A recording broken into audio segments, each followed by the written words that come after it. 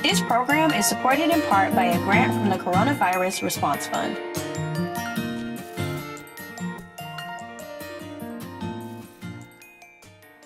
Good morning, boys and girls.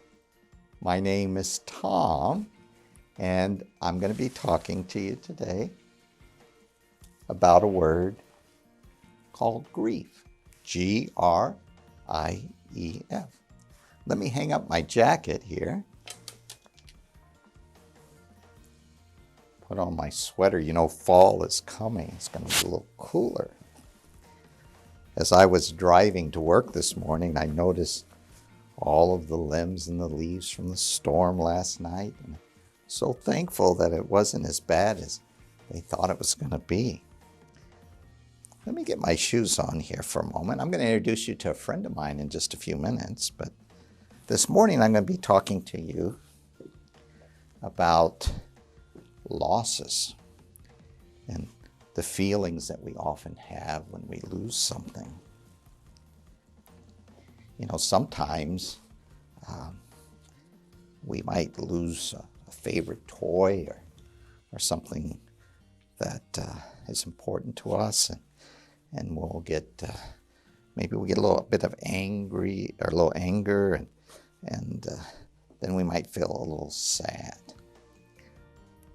Oftentimes with grief, with loss, we do feel sad. So let me introduce you to somebody here.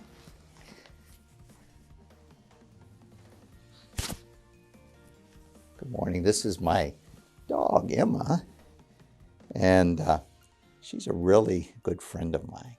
She brings me a lot of joy and a lot of happiness every day. And this has been really a hard year for us and with Emma because earlier this year she went to the veterinarian and she had a procedure done and she got really sick and she ended up in the hospital. And she was gone for over a week and that made me really sad. I was missing her. And then the doctor called one night and said she might not make it. And when I thought about losing Emma, that was hard. I remember crying because I didn't want to lose her. I know that all of you have had a lot of losses this year. For example, I know that many of you didn't get to finish out the school year, and so you didn't get to say goodbye to your friends, and you didn't get to end the school year like you usually do. And then summer came, and all of those things we like to do during the summer, maybe play on a ball team or go to a camp, we couldn't do that either. Couldn't even do vacation Bible school or any of those things. So those were all losses. And I think a lot of people were feeling really sad, right? And so right now, this morning when I'm talking to you, some of you are sitting in the classroom and some of you are sitting at home over the internet. And I know that's a loss.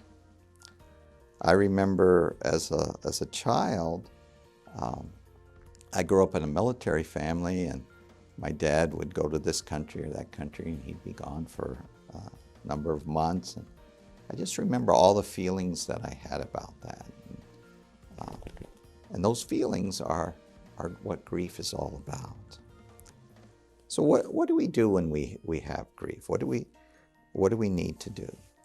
Well, the first thing that is important is for us to allow ourselves to have feelings, to recognize that, you know, today I'm just feeling sad about it, and that's okay. A second thing that helps is to be able to talk to someone about grief. I know sometimes when I come home from work, I go sit in my chair and Emma will come up and jump down beside me, and I might end up talking to her about my day.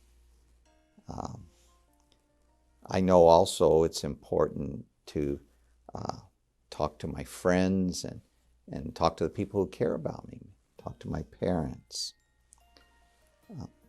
Grief brings with it lots of thoughts and feelings, and that's normal. That's a part of life. I want you to all get through these days, and these are difficult days with COVID. And I know, for example, just having to wear this mask every day sometimes makes me sad. But I also know that I'm not alone. And that's the other important part of the grief process, is to remind ourselves that we're not alone. In fact, we want to spend time with those who care about us, letting them know how we feel. And that's very, very important. So that's really all I have to say about grief this morning. I'm very thankful that I got a few minutes to spend with you. And I'm very, very thankful that you're my neighbors. Because the fact that you're my neighbors means I'm not alone, that I have friends who care about me. So thank you for being my friend. And thank you for being Emma's friend this morning.